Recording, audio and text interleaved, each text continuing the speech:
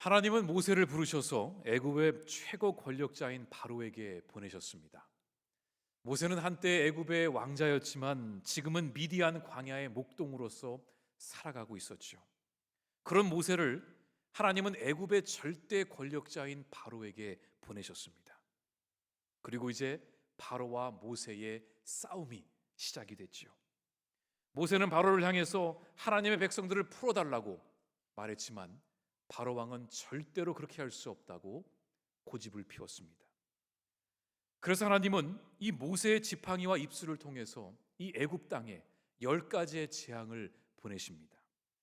나일강이 피로 바뀌고 개구리와 파리떼들이 몰려오고 하늘에서 우박이 떨어지고 거대한 메뚜기 떼가 찾아오고 온 땅에 흑암이 찾아오며 마지막에는 장자들이 다 죽는 끔찍한 재앙이 애굽 땅에 떨어지게 됩니다. 그 마지막 재앙으로 말미암아 바로 왕은 하나님 앞에 항복하게 되고 그 결과 이스라엘 백성들은 무사히 애굽을 탈출하게 됩니다. 이 내용이 출애굽기 1장에서 12장까지에 나오는 그 배경입니다. 겉으로 보기에는 이스라엘 민족을 대표하는 모세와 애굽의 왕이었던 바로가 서로 대결하는 것처럼 보이지만 여기에는 우리가 한 가지 알아야 할 중요한 사실이 있습니다. 이 고대 애굽에서 바로의 존재는 단순히 한 국가의 왕이 아니었습니다. 이 바로라는 뜻, 이 뜻은 큰 집 또는 황제라는 뜻입니다. 그러니까 사람의 이름이 아니라 그 애굽의 왕을 부르는 이름이 바로입니다. 그 당시 애굽은 수많은 신들을 섬겼습니다. 그리고 바로는 그 수많은 신들 중에 가장 으뜸가는 태양신의 아들로 여겨졌죠. 그래서 피라미드의 목적은 이 바로의 시신을 거기에 안치하고 다시 바로가 부활할 것을 믿으며 그 피라미드를 그렇게 웅장하게 꾸몄던 것입니다. 그 안에 들어가면 이 벽에 벽화가 있고 여러 가지 그림들이 있는데 그 그림들을 보면은 이 바로가 혼자 딱 우뚝이 서 있고 그 바로의 머리 위에 태양이 그를 비추고 있는 그림들을 곳곳에서 보게 됩니다. 다시 말해 애굽 사람들은 이 바로를 단순히 한 나라의 왕으로만 본 것이 아니라 태양신의 아들, 바로 신적인 존재로 굳건히 믿었던 것입니다. 바로의 존재는 그 당시 최고 문명을 자랑했던 강대국 애굽을 대표하는 절대적인 힘을 갖고 있는 신의 아들이었던 것입니다. 이게 그 당시 고대 시대의 문화이기도 했습니다. 오늘날의 우리에게는 여러 신을 믿는 것이 우리의 상식이 아닙니다. 믿든지 아니면 하나의 신을 믿습니다. 그런데 이 고대 시대에는 이 사람들의 생각은 여러 신을 믿었습니다. 각 지역마다 신이 있고 각 나라마다 신이 있었기 때문에 여러 신을 믿는 것도 당연한 것이었고 한 나라와 한 나라가 싸우게 되면 그 나라를 대표하는 신들이 전쟁을 치르고 있다고 믿었던 것입니다. 애굽은 그 당시 세상의 중심지였고 이 바로는 그 세상의 중심에 있던 한 국가의 가장 으뜸가는 거짓 신이었던 것입니다. 하나님께서 모세를 바로에게 보내신 것은 단지 바로의 마음을 설득해서 이스라엘 백성들을 돌아오게 하는 것이 목적이 아니었습니다. 하나님은 이스라엘 백성들을 통해서 온 애굽 사람들에게, 더 나아가 온 세상 사람들에게 누가 진정한 하나님이신지를 보여주고자 하셨습니다. 태양신의 아들 바로와 애굽에서 가장 연약한 노예들이었던 이스라엘 백성들을 인도하시는 여호와 하나님과의 대결이 시작된 것입니다. 모세는 그저 하나님께 부름받은 심부름꾼이요 하나님의 지팡이였던 것입니다.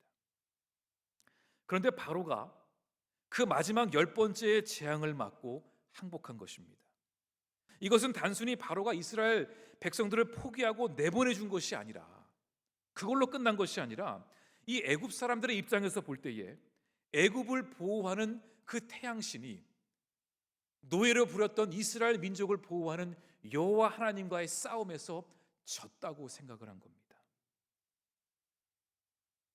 그래서 바로는 이 하나님이 그 무시무시한 재앙들을 그 땅에 다 보내셨을 때에도 이 바로는 그 자존심을 지키려고 끝까지 강한 척을 한 것입니다. 왜냐하면 태양신의 아들인 바로가 여기서 물러서면 이 애굽을 대표하는 신이 여호와 하나님께 진 것으로 되기 때문에 그 체면을 지키기 위해서, 그 자존심을 지키기 위해서 바로는 죽을 힘을 다해 끝까지 버텼던 것입니다.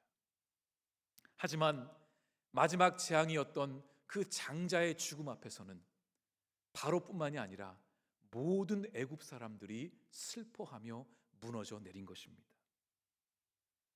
자, 그런데 아들의 장례를 다 치르고 난 바로는 그제서야 정신을 좀 차리고 상황을 돌아보니까 억울해서 견딜 수가 없는 겁니다.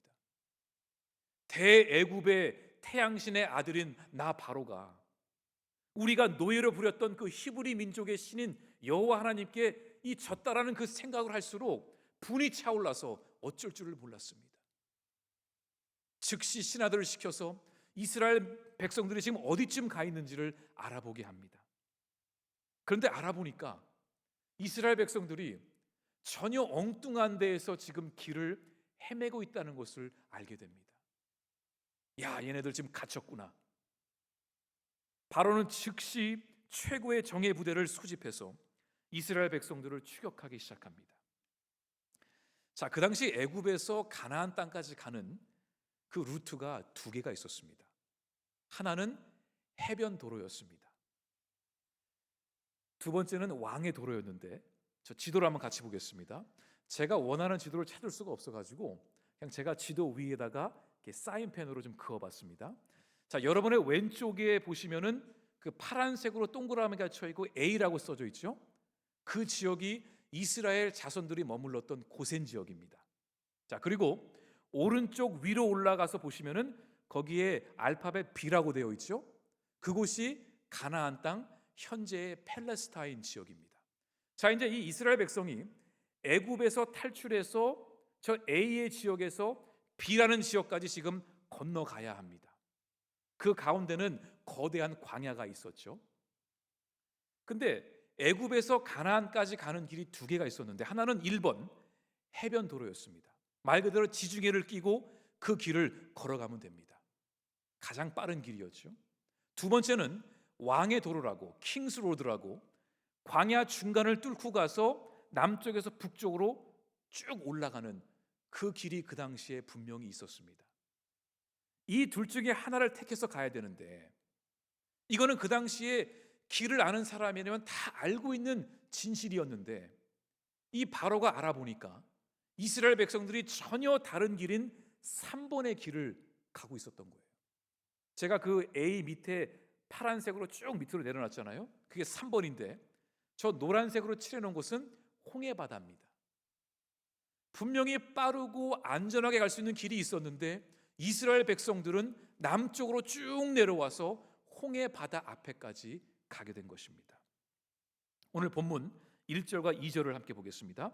여호와께서 모세에게 말씀하여 이르시되 이스라엘 자손에게 명령하여 돌이켜 바다와 믹돌 사이의 비하히롯 앞 곧 바알스본 맞은편 바닷가의 장막을 치게 하라. 이 바닷가가 아까 그 노란색으로 칠해놓은 그 홍해바다 앞입니다. 자, 이곳은 앞에는 홍해가 막고 있고 양옆에는 산들이 있었고 그 뒤에는 넓은 광야가 있었습니다. 하나님은 이 백성들에게 이곳으로 오게 하셔서 이곳에서 장막을 치게 하셨습니다. 그리고 바로는 그 사실을 알고 난 뒤에 야, 이제 이 히브리 민족이 사방이 막힌 곳에 지금 들어갔구나. 당장 추격해서 데리고 와야겠다 생각을 했습니다. 그래서 애굽에 있었던 최고의 병거 부대를 이끌고 전속력으로 이스라엘을 추격해 갑니다.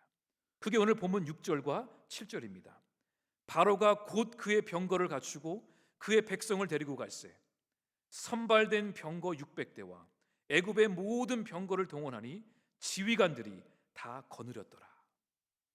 여기서 선발된 병거라는 것은 애굽에서 가장 빠르고 강한 600대의 병거들과 추가로 애굽의 모든 나머지 병거들을 다 동원해서 이스라엘 백성들을 쫓아간 것입니다. 여기서 이스라엘 백성들은 오늘날로 비교할 때 어떤 사람들을 의미할까요? 난민들입니다. 갈 곳이 정해져 있지 않죠. 나라를 잃었죠. 힘이 없는 어린아이부터 여성들부터 노인들까지 이 난민들입니다. 근데 지금 세계 최고의 군대가 이 애굽이 모든 무기를 동원해서 제일로 연약한 난민들을 추격하고 있습니다. 이거는 싸움이 아니었어요. 그런데 이스라엘 백성들은 아직 바로가 쫓아오는 것을 모르고 있었습니다. 우리가 아까 8절 말씀에 읽었지만 이스라엘 백성들이 이제 그 바닷가를 향해 나아갈 때에 담대하게 나아갔다고 그랬어요. 이 담대하게 나아갔다는 것은 두 손을 들고 의기양양하게, 야, 이제 바로가 졌구나, 우리가 승리했구나, 이제 우리는 이대로 그냥 약속의 땅으로 가면 돼, 그런 자신만만하게 그 길을 걸어가고 있었습니다. 그러니까 이 이스라엘 백성들은 아무 생각이 없었어요.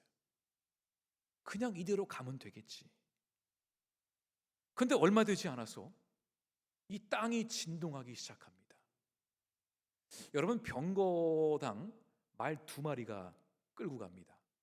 적어도 최고의 병거 부대 600대와 그 외에 추가로 애굽의 모든 병거들을 동원했는데 말이 몇 마리가 됐을까요? 적어도 2,000마리 이상은 달려왔을 것입니다. 말 2,000마리의 군사들과 등등 다 포함한다면 그들이 모두 지금 이곳을 향해 쫓아온다고 생각해 보세요. 땅이 진동했을 것입니다. 땅이 흔들리고 흙먼지가 막 일어나고, 이 백성들이 그 모습을 보고 어떤 심정이었을까요? 오늘 9절 말씀 함께 보겠습니다. 애굽 사람들과 바로의 말들, 병거들과 그 마병과 그 군대가 그들의 뒤를 따라 바알스본 맞은편 비아히롯 곁 해변 그들이 장막 친 데에 미치니라. 이 상황 속에서 이스라엘 백성들이 얼마나 두려웠겠습니까?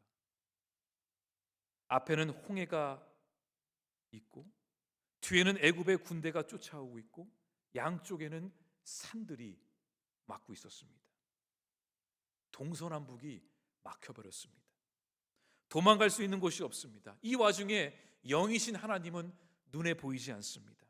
눈에 보이는 것은 앞에 있는 거대한 홍해와 뒤에서 쫓아오는 거대한 애굽의 군대뿐입니다.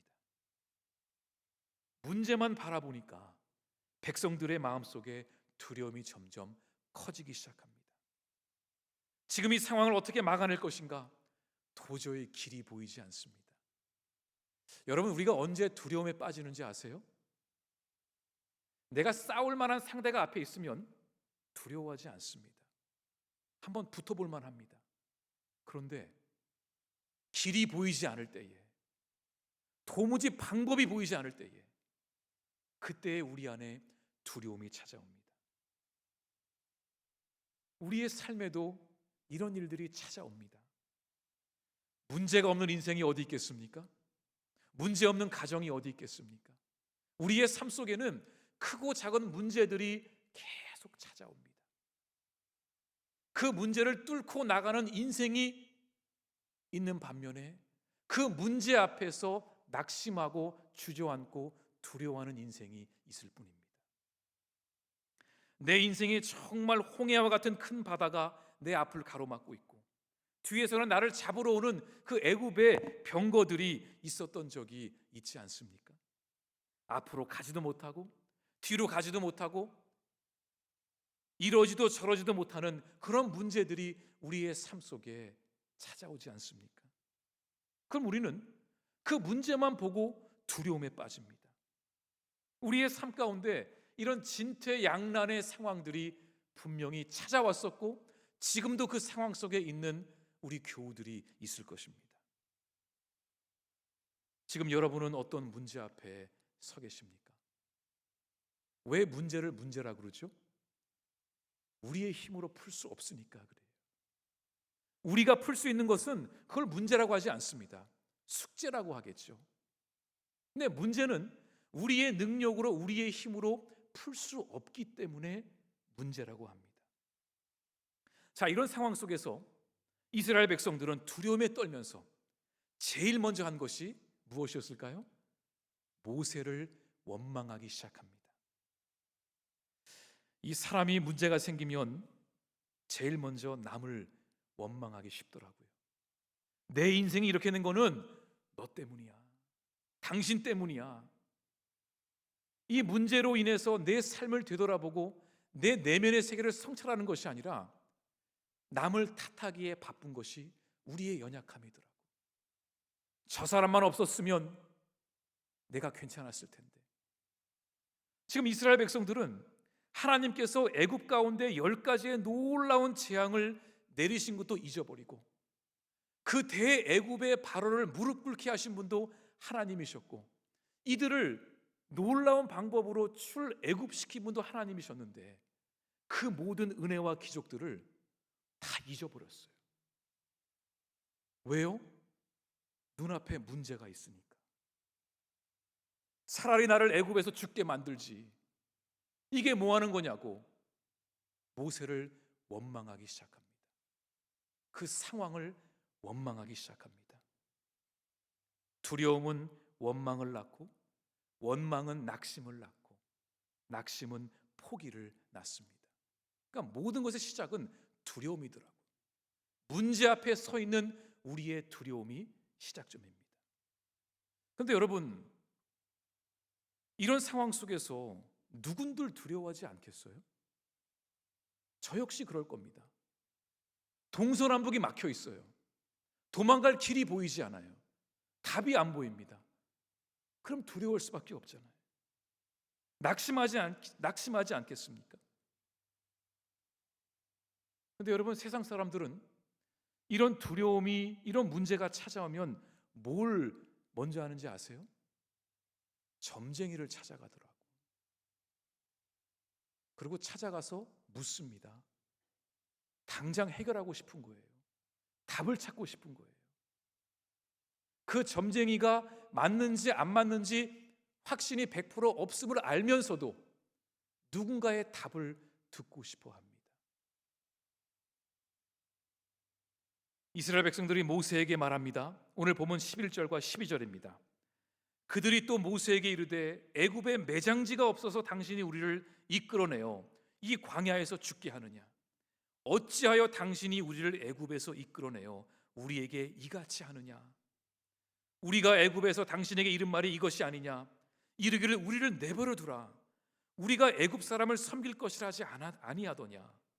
애굽 사람을 섬기는 것이 광야에서 죽는 것보다 낫겠노라. 누가 우리를 구원해 달라 그랬냐? 그냥 노예로 살게 내버려 두지. 왜 나를 교회까지 끌고 와서 예수 믿게 하고 이 예수 때문에 내 인생이 꼬이고 이게 다 당신 탓이라고.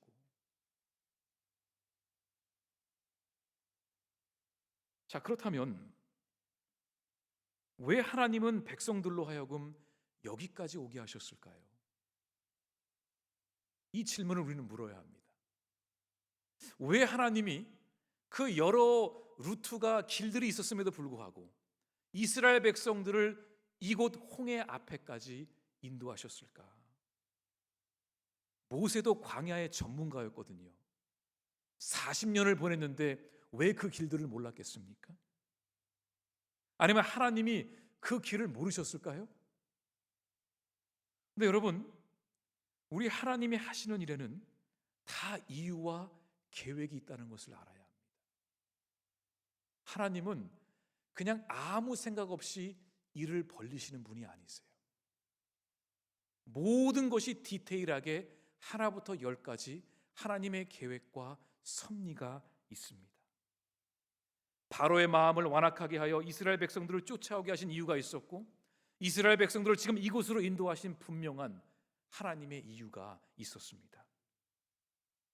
이제 동서남북이 막혀있는 바로 이곳에서 하나님은 이스라엘 백성들을 하나님의 백성으로, 믿음의 사람으로 훈련시키고자 하셨습니다. 바로 여기에서 광야의 첫 번째 레슨이 시작된 것입니다. 네, 여러분, 많은 사람들이 모여 있으면 참 그 안에 각기 다른 사람들이 있습니다. 별별 사람들이 다 있죠. 그건 당연한 겁니다. 다양성 속에 일치함을 추구해 나가는 것이 이게 교회이기도 합니다. 자, 지금 이스라엘 백성들이 동서남북이 다 막혀 있는 상황 속에서 그들의 반응은 각각 다 달랐을 것입니다. 제가 예를 들어 한번 네 부류의 사람들을 말해 보겠습니다.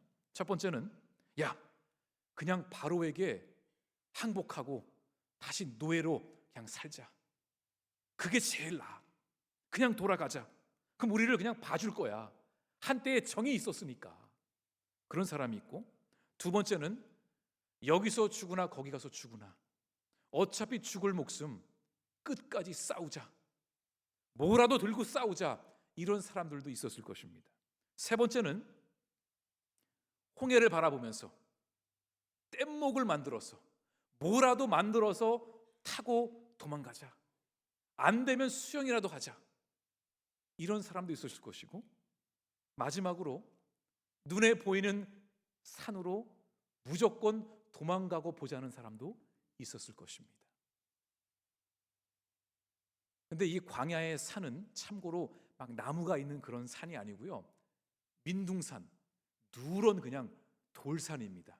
글로 도망가도 다 눈에 띄게 되어 있죠. 자, 여러분 같으면 이 상황에서 어떻게 하시겠어요? 1, 2, 3, 4 중에 여러분은 어떤 타입이십니까? 한번 재밌는 상상이죠? 왜 모세라고 두렵지 않았겠습니까? 광야에서 40년을 보낸 모세가 하나님께서 백성들을 이곳으로 인도하셨을 때에 왜 그에게 의문점이 없었겠습니까? 이 길이 아닌데, 일로 가면 안 되는데 왜 몰랐겠어요? 하지만 모세는 하나님의 계획을 믿고자 했던 것입니다. 여러분, 믿음은 절대로 우리 눈앞에 다 보이기 때문에 우리가 믿는 것이 아닙니다. 그러면 누군들 못 믿겠습니까? 이렇게 하면 이렇게 되고 이렇게 하면 이렇게 되니까 그렇구나. 그러면은 누구든지 다 믿을 수 있어요. 계산해서 답이 나오는 믿음이라면 다 믿을 수 있습니다. 다 기도할 수 있습니다. 근데 믿음은 눈에 보이지 않는 그 상황 속에서 하나님이 함께 하심을 믿으며 나아가는 것입니다. 눈에 보이지 않지만 하나님이 역사하심을 내가 믿고 바라며 소망을 두고 나아가는 것이 믿음입니다. 그리고 나중에 되돌아봤을 때에 그때 그래서 하나님이 그렇게 역사하셨구나, 이거를 깨닫게 되는 것이 간증인 거죠. 모세가 백성들에게 뭐라고 말했죠? 너희는 두려워하지 마라. 가만히 그 자리에서 하나님이 어떻게 너희를 위해서 역사하시는지 그 구원의 손길을 바라봐라. 지금까지 우리를 인도하신 하나님을 바라보라고 말합니다. 믿음의 사람은 눈을 들어 하나님을 바라보아야 합니다. 믿음의 사람은 문제가 눈앞에 있을 때에 그 문제를 확인하고 하나님을 바라보아야 합니다. 근데 제일 힘든 것이 이 문제 앞에서 가만히 있는 거더라고요. 특별히 성격이 급한 분들은 참을 수가 없어요. 이거 어떻게 해결 좀 해야 되는데 막 내 힘으로 어떻게 해보려고 막 몸부림치는 그런 우리의 모습을 보기도 합니다. 문제가 눈앞에 있을 때에 보이지 않는 하나님을 바라보며 기다리는 것이 제일로 힘듭니다. 그래서 우리는 문제가 찾아오면 하나님을 먼저 보는 것이 아니라 그 문제만 보고 있는 거죠. 우리 눈에는 문제만 보일 뿐 하나님은 잘 보이지 않습니다. 그리고 우리는 그 문제 앞에서 점점 작아지게 됩니다. 그동안 하나님께서 우리의 인생을 어떻게 인도하셨는지는 다 잊어버리고 그 문제만 뚫어지도록 쳐다보는 것이 우리의 연약한 모습이더라고요. 그런데 사랑하는 성도 여러분, 우리의 인생 가운데 동서남북이 막혔을 때에 우리는 하늘을 바라보아야 합니다. 우리 예배당에 아주 멋있는 그 창문이 있는 거 아시죠? 위에 동서남북이 막혀 있어도 하늘을 보면 그 하늘에 계신 우리 하나님이 기다리고 계심을 기억하셔야 합니다. 지금 이스라엘 백성들이 모르고 있는 한 가지 중요한 사실이 있습니다. 이스라엘 백성들은 하나님을 지금 보지 못하고 있습니다. 문제만 눈앞에 보이니까. 근데 하나님은 지금 이스라엘 백성들을 계속 바라보고 계셨어요. 이스라엘 백성들은 하나님의 기적을 경험하고도 하나님을 보지 못했지만 하나님의 시선은 지금까지 계속해서 이스라엘 백성들을 불꽃 같은 눈으로 보고 계셨습니다. 우리가 문제 앞에서 두려움에 빠질 때에 우리가 제일 먼저 기억해야 할 것은 하나님이 우리를 보고 계심을 기억해야 합니다.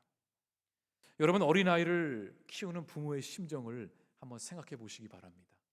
아마 지금 어린아이를 키우는 부모도 계실 것이고 또 이미 옛날에 어린 자녀를 키웠던 분들도 계실 것입니다. 이 어린아이는 매일이 신이 나죠.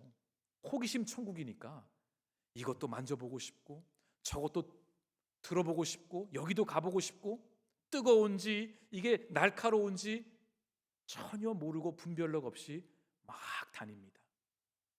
그 아이만 보면은 정말 위험합니다.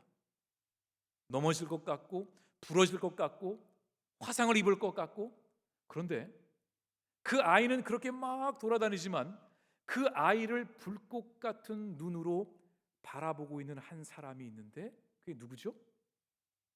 부모입니다. 설거지를 하면서도 늘 두 눈은 아이를 향해 가 있습니다. 밖에 가도 아무리 자연이 좋고 막 좋은 것들이 많아도 이 부모의 눈은 그 어린 생명을 계속 바라보고 있습니다. 넘어지면 어떡하지? 부러지면 어떡하지? 근데 그 아이는 전혀 몰라요. 그 아이가 나중에 부모가 되어 자식을 키워볼 때에 그때의 철이 들고 아, 부모의 마음이 이랬구나 알게 되는 거죠. 우리 하나님도 마찬가지입니다. 여러분, 두려워하지 말고 가만히 있으라는 뜻은 세 가지의 의미를 갖고 있습니다. 첫 번째는 내 앞에 있는 문제 앞에서 두려워하지 말고 그 문제보다 더 크신 그 문제의 해결사 하나님을 바라보라는 것입니다. 내 힘으로 해결할 수 없으니까 그 문제를 풀 수 있는, 해결할 수 있는 하나님을 바라보라는 것입니다. 그 하나님을 기다리라는 거죠. 두 번째는 그 문제 앞에서 가만히 있으라는 것은 정말로 아무것도 안 하고 그냥 멍 때리고 있으라는 말이 아닙니다.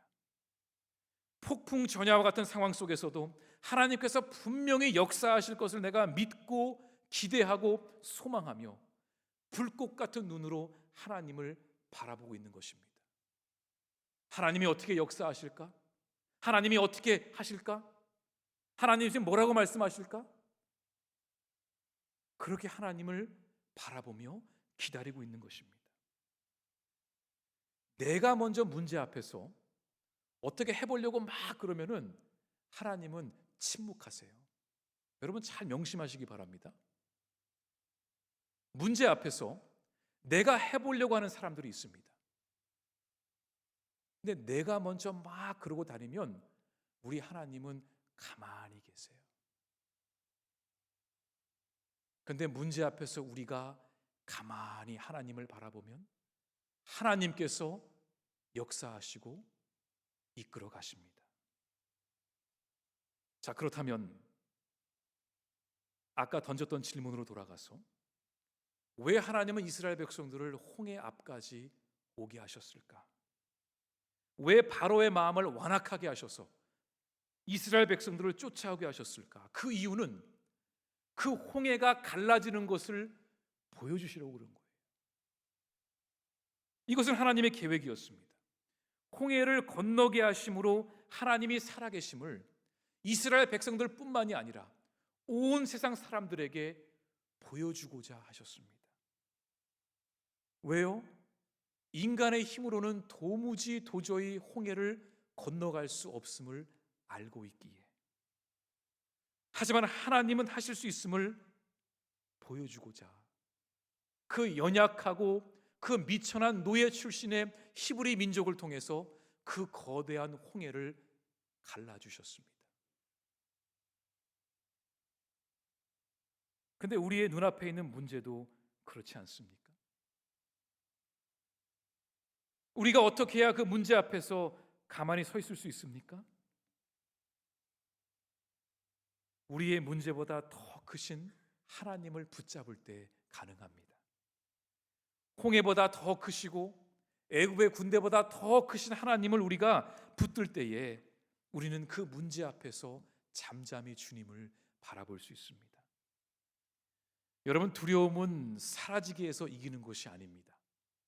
두려움은 늘 우리에게 찾아올 것입니다. 하지만 내 안에 찾아오는 두려움보다 더 큰 두려움으로 이기는 거죠. 하나님을 두려워하고 하나님을 경외하면 세상의 두려움은 작아지는 것입니다. 우리가 하나님을 두려워할 때에 세상의 두려움은 더 이상 우리를 위협하지 못합니다. 그리고 마지막으로 세 번째, 하나님 앞에서 잠잠히 있다라는 것은 우리의 모든 결과를 하나님께 맡기는 것입니다. 가장 선한 길로 인도하시는 주님께 결과를 맡기는 것입니다.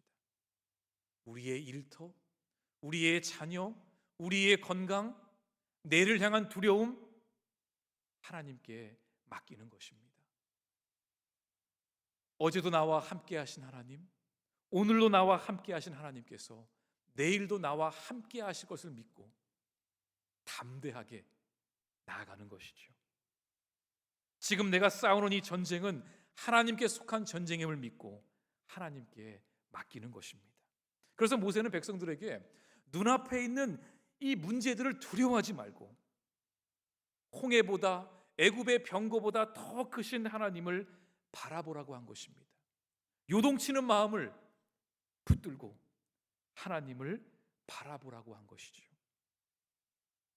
우리는 인생의 문제로 인해서 우리의 모든 길이 다 막혀 있다고 생각하며 두려워합니다. 그런데 여러분, 동서남북이 막혀 있다고 길이 없는 게 아니더라고요. 두려움 가운데 잠잠히 하나님을 바라보면 그 하나님께서 우리의 길이 되어 주십니다. 우리의 눈에는 길이 보이지 않습니다. 문제만 바라보면 길은 절대로 보이지 않습니다. 하지만 믿음의 눈으로 하나님을 바라보면 하나님께서 우리의 길이 되어 주심을 기억하셔야 합니다. 그래서 예수님께서 요한복음 14장 6절에서 이런 귀한 말씀을 하셨어요. 예수께서 이르시되, 함께 읽을까요? 내가 곧 길이요 그랬어요. 왜 예수님이 내가 길이라 말씀하셨을까? 눈앞에 길이 안 보여서 이 말씀을 하셨을까? 그게 아니에요. 우리의 인생 가운데 길이 보이지 않아도 내가, 하나님이 우리의 길이 되어 주시니 두려워하지 말라는 것입니다. 여러분, 영어 표현 중에 이런 말이 있습니다. God is our waymaker. 직역을 해보면 하나님은 우리의 길을 만드시는 분이다. 참 멋진 표현이죠. 하나님은 그 어떠한 상황 속에서도 우리에게 길을 만들어 주시는 분이십니다. 결국 하나님은 이스라엘 백성들의 눈앞에서 그 거대한 홍해를 갈라 주십니다. 길을 만들어 주십니다. 우리의 문제를 해결하시는 분은 하나님이십니다. 그렇게 함으로 나의 문제가 하나님의 문제가 되고, 나의 싸움이 하나님의 싸움이 되고, 나의 상황이 하나님의 상황이 되는 것입니다. 우리 믿는 자들은 불가능한 상황 속에서 길을 내는 사람들입니다. 히브리서 기자는 믿음의 사람들은 세상이 능히 감히 감당할 수 없는 사람들이라 그랬습니다. 왜요? 불가능 속에서 길을 만들어내는 사람들이니 얼마나 무서운 사람들이에요. 남들은 다 끝났다고 말하지만, 불가능이라 말하지만, 믿음의 사람들은 홍해를 가르며 앞으로 나아가는 사람들입니다. 아무리 동서남북이 막혀 있어도 하나님이 함께 하시면 홍해를 가르고 마른 땅을 보여주시며 그 길을 걸어갈 수 있도록 인도하시는 분이 하나님이심을 우리에게 보여주고 계십니다. 여러분의 인생에도 홍해가 갈라지는 기적이 있기를 간절히 소망합니다. 이건 믿음대로 되는 겁니다. 갈라주시겠지, 언젠가는 하시겠지, 그러면은 홍해 앞에서 계속 서성거리며 있어야 돼요. 언젠간 하시겠지, 언젠간 갈라주시겠죠. 그럼 기다려야 되는 거예요, 그때까지. 하지만 내가 믿음을 가지고 하나님이 길을 내어주시겠지, 그 기대감과 소망을 가지고 하나님을 바라보면 하나님이 그때에 홍해를 가르는 기적을 여러분에게 보여주실 것입니다. 그러니 여러분, 지금 그 문제 앞에서 두려워하지 마십시오. 여러분이 해야 할 것은 잠잠히 그 자리에서 그 문제보다 더 크신 하나님을 바라보는 것입니다. 이번 한 주도 우리가 말씀과 기도로 우리의 인생의 홍해가 갈라지는 그런 놀라운 능력과 역사가 여러분의 삶 가운데 충만하기를 간절히 소망합니다.